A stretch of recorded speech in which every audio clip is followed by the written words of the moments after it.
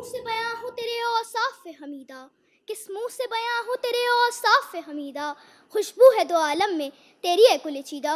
हुजूर अकरम सल्लल्लाहु अलैहि वसल्लम की हैसियत बेमिसाल आफताब है जो गारे हिरा से तुलू हुआ और सारी कायनात पर छा गया। आप सल्लल्लाहु अलैहि वसल्लम कायनात की हसीन तरीन शख्सियत है जिसकी नज़ीर अज़ल से अब तक नामुमकिन है। जिस तरह सूरज निकलता है तो दुनिया की हर एक चीज़ को रोशन कर देता है, इसी तरह हुजूर पाक हज़रत मोहम्मद सल्लल्लाहु अलैहि वसल्लम की सीरत तैयबा का नूर रूह और दिल को मुनव्वर कर देता है। और इंसानी ज़बान इस काबिल नहीं है कि हुजूर अकरम सल्लल्लाहु अलैहि वसल्लम के औसाफ हमीदा को मुकम्मल तौर पे बयान कर सके।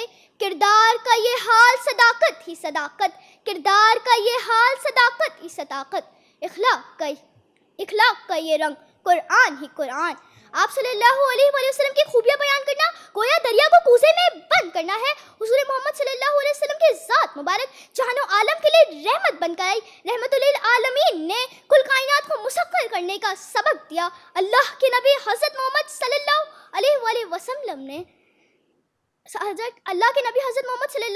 वसल्लम ने जुल्म के बजाय अदल की तालीम दी, जाहिल को इल्म की हिदायत दी, मजलूम को जुल्म से निजात दी, गज़बनाक को रहम दिल बना दिया, दुनिया के दीवानों को अल्लाह का सौदाई बना दिया, सरापर गुफ्तार को किरदार का गाजी बना दिया, सदाकत व अमानत को असूले ज़िंदगी बना दिया, हकदार को हक़े ज़िंदगी दिया, बदअखलाक को इखलाक का आदी बना दिया। तो फिर किस मुंह से बयां हो तेरे औसाफ हमीदा। अल्लाह ने अपने हबीब को ऐसा हुस्न जमाल अता किया जो बयान करना नामुमकिन है। चेहराए अक़दस ऐसा कि नूर छन छन कर बरसता था, जो एक बार चेहराए मुबारक को देखता बेख्तियार उनकी जानिब खिंचा चला जाता।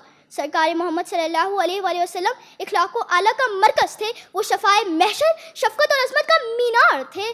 बशर लिखना भी चाहें तो लिख ना पाएँ, बशर लिखना भी चाहें तो लिख ना पाएँ, है इतनी खूबियाँ खैरुल बशर में, है इतनी खूबियाँ खैरुल बशर में। शुक्रिया।